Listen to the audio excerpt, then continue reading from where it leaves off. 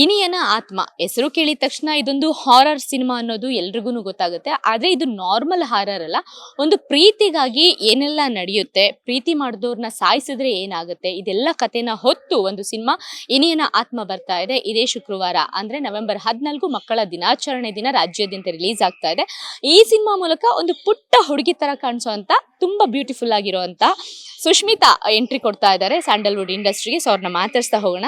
ಸುಷ್ಮಿತಾ, ನಿಮ್ಗೆ ಏನು ವೆಲ್ಕಮ್ ಅಂತ ಹೇಳ್ತಾ ಇದ್ದೀನಿ ನಮ್ಮ ಕನ್ನಡ ಇಂಡಸ್ಟ್ರಿಗೆ. Thank you. ಓಕೆ, ಈಗ ಆತ್ಮ ಅನ್ನೋ ಸಿನಿಮಾ ಬರ್ತಾ ಇದೆ, ಇನಿಯನ ಆತ್ಮ. ಓಕೆನಾ, ಈ ಸಿನಿಮಾದಲ್ಲಿ ನಾವು ಟ್ರೇಲರ್ ಎಲ್ಲ ನೋಡಿದಾಗ ಒಂದಷ್ಟು ಭಯ ಹುಟ್ಟಿಸೋಂತ ಸೀನ್ಗಳಿದಾವೆ. ಸೊ ಈ ಟ್ರೇಲರ್ ನೋಡಿದಾಗ ನಿಮ್ಗೆ ಹೇಗೆ ಅನ್ನಿಸ್ತು? ಈ ಟ್ರೈಲರ್ ನೋಡಿದಾಗ ಅಂದರೆ ಹಾರರ್ ಅನ್ನೋದೇ ಒಂದು ಇಲ್ಲ, ಕಾಮಿಡಿ ಪ್ಲಸ್ ಒಂದು ಫ್ಯಾಮಿಲಿ ಹೋಗಿ ನೋಡೋ ಥರ. ಅದರಲ್ಲಿ ಹೀರೋಯಿನ್ ಫ್ಯಾಮಿಲಿ ಇದೆ, ಅವರು ಎಷ್ಟು ಕಷ್ಟಪಡ್ತಾರೆ ಜನರಿಗೋಸ್ಕರ, ಅದನ್ನ ಒಬ್ಬರು ಬಂದು ಸ್ಪಾಯಿಲ್ ಮಾಡೋ ಥರ. ಮತ್ತು ಕರ್ಮ ಬಂದು ರಿಟರ್ನ್ ಆಗೋ ಥರ, ಆ ಥರ ಒಂದು ಎಲ್ಲ ಮಿಕ್ಸ್ ಆಗಿ ಇರೋ ಥರ ಒಂದು ಮೂವಿ ಇದು. ಹಾರರ್ ಒಂದೇ ಅಲ್ಲ ಅಂತ ಹೇಳ್ತೀನಿ. ಈಗಿನ ಜನರೇಷನ್ ಅಲ್ಲಿ ಕರ್ಮನ ತುಂಬಾ ಬಿಲೀವ್ ಮಾಡೋರು ತುಂಬಾ ಜನ ಇದ್ದಾರೆ. ಸೊ ನೀವ್ ಯಾವ ತರ ಕರ್ಮನ ಬಿಲೀವ್ ಮಾಡ್ತೀರಾ? ನಾವು ಇವಾಗ ಏನಾದರೂ ಮಾಡಿದ್ರೆ ಅದು ನಮಗೆ ರಿಟರ್ನ್ ಆಗುತ್ತೆ ಅಂತ ನಾನು ಬಿಲೀವ್ ಮಾಡ್ತೀನಿ. ಈಗ ಕನ್ನಡ ರಾಜ್ಯೋತ್ಸವ ನಡೀತಾ ಇದೆ, ಅಂದ್ರೆ ನವೆಂಬರ್ ತಿಂಗಳು ಅಂದ್ರೆ ಕನ್ನಡಕ್ಕೆ ಹೆಚ್ಚು ಒತ್ತು ಕೊಡ್ತೀವಿ ನಾವು.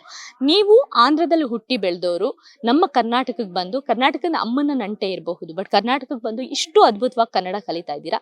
ನಿಮಗೆ ಕನ್ನಡ ಪ್ರೇಮನ ಹೇಳೋದಾದ್ರೆ? ನನಗೆ ಕನ್ನಡ ಯಾಕೆ ಇಷ್ಟ ಅಂದರೆ ನಮ್ಮ ಮದರ್ ಟಂಗ್ ಅದು. ಅಮ್ಮ ಅಲ್ಲಿ ಕೋಲಾರಲ್ಲಿ ಹುಟ್ಟಿರೋದು. ಮತ್ತು ನಾನು ಚಿಕ್ಕ ವಯಸ್ಸಿಂದ ಕಸಿನ್ಸ್ ಜೊತೆ ಇದ್ಕೊಂಡು ಕನ್ನಡ ಕಲ್ತ್ಕೊಂಡಿದ್ದು. ಮತ್ತು PUC ಆದಮೇಲೆ ನನಗೆ ಬ್ಯಾಂಗ್ಳೂರು ಬರಬೇಕಾಗಿ, ಯಾಕಂದರೆ ನಂಗೆ ವೆದರ್ ಇಷ್ಟ ಮತ್ತು ಕನ್ನಡ ಕಲಿಯೋದು ಅಂದರೆ ಇಷ್ಟ. ಇಲ್ಲಿದ್ದಾಗ ಅವಾಗ ಈ ಆಪರ್ಚುನಿಟಿ ಬಂದಿತ್ತು. ನಾವು ಇನ್ನು ನಮ್ಮಮ್ಮ ಪ್ರೊಡ್ಯೂಸ್ ಮಾಡಿದ್ರು, ನಾನು ಆ್ಯಕ್ಟ್ ಮಾಡಿದೆ. ಹಂಗೆ ಇನ್ನೂ ಕನ್ನಡ ಕಲ್ತ್ಕೊಂಡು ಈ ಇಂಡಸ್ಟ್ರಿಯಲ್ಲಿ ನನಗೆ ಇಷ್ಟ ಆಯಿತು ಇರೋದು. ಕನ್ನಡ ಹೇಗೆ ಕಲಿತಾ ಇದ್ದೀರಾ? ಇನ್ನೂ ಸ್ವಲ್ಪ ಕಲಿಬೇಕು. ನಮ್ಮ ಫ್ರೆಂಡ್ಸ್ ಎಲ್ಲ ಕಾಮೆಂಟ್ ಮಾಡ್ತಾ ಇರ್ತಾರೆ ನಂದು ಏನಾದರೂ ಒಂದು ಮಿಸ್ಟೇಕ್ ಆದರೆ ಹಂಗೆ. ಬಟ್ ಇನ್ನೂ ಕಲಿತೀನಿ ಚೆನ್ನಾಗಿ ಮಾತಾಡೋ ಥರ ಇನ್ನೂ ಕಲಿತೀನಿ. ಏನೆಲ್ಲ ರೂಟ್ನ ಫಾಲೋ ಮಾಡ್ತಾ ಇದ್ದೀರಾ ಕನ್ನಡ ಕಲಿಯೋಕ್ಕೆ? ಯಾರೇ ತೆಲುಗು ಅವ್ರು ಇದ್ರೂ ನಾನು ಅವ್ರ ಹತ್ರ ಕನ್ನಡ ಮಾತಾಡೋದು. ಇವಾಗ ನಾನು ಏನಾದರೂ ಆಂಧ್ರಾಗೆ ಹೋದ್ರೂ ನನ್ನ ಕನ್ನಡ ಬಂದ್ಬಿಡುತ್ತೆ ಮಾತಾಡೋವಾಗ. ಇದ್ದಿ ಅದು ಕನ್ನಡ ರೂಢಿಯಾಗಿ ಆ ಥರ.